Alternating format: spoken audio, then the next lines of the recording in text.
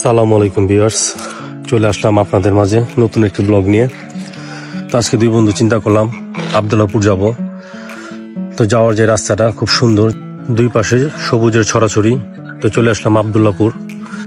তো আব্দুল্লাহপুর হাঁটাহাঁটি করতে করতে দুই বন্ধু খুব ক্লান্ত, এমনিতে খুব গরম পড়েছে। তো চিন্তা করলাম কি করা যায়। সামনে দেখলাম মাঠার দোকান। তো মাঠা নাকি খুব বিখ্যাত, সবাই এখানে আসে মাঠা খাওয়ার জন্য। তো আমরাও দুই বন্ধু মাঠা নিলাম, টেস্ট করে দেখি কেমন। তো আমার বন্ধু মাঠা হাতে নিল, সে আপনাদেরকে রিভিউ দিবে মাঠাটা কেমন। তো তার মুখ থেকে শুনুন। কেমন ভাই? মাঠাটা আসলে খুব টেস্ট। অন্যান্য জায়গায় মাঠা আমরা খেয়ে থাকি, কিন্তু এখানকার মাঠাটা আসলে অন্যরকম টেস্ট, মানে একটু লবণ, লেবু, ঘন খুব। তো মাঠার মূল্য হচ্ছে 20, 30, 25, যে যেটা চায় নিতে পারে। তো মাঠা খাওয়া শেষে আমরা একটু ঘোরাঘুরি করলাম। তো ঘুরতে ঘুরতে চিন্তা করলাম আর কি খাওয়া যায়, এখানে আর স্পেশাল কি আছে।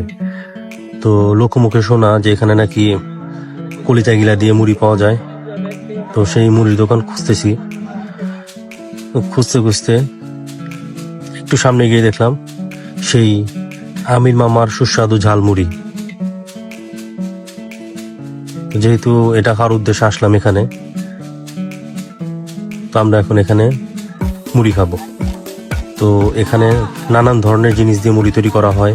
কোয়েল পাখি আছে, আলু, মুরগির কলিজা গিলা, ডিম,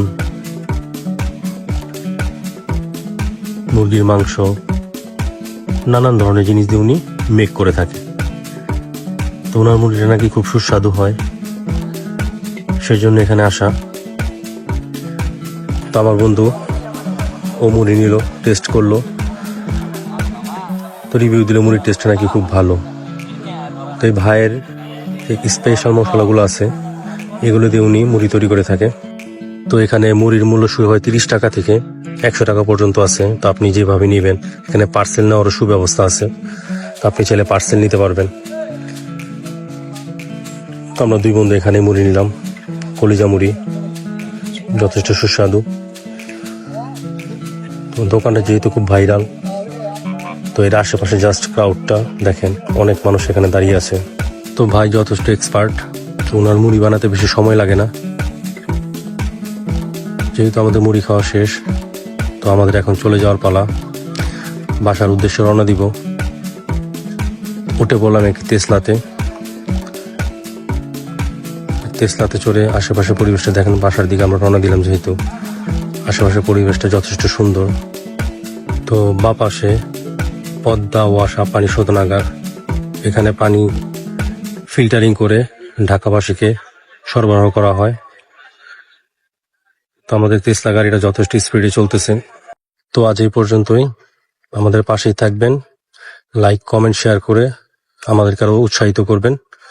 আসসালামু আলাইকুম, ভালো থাকবেন।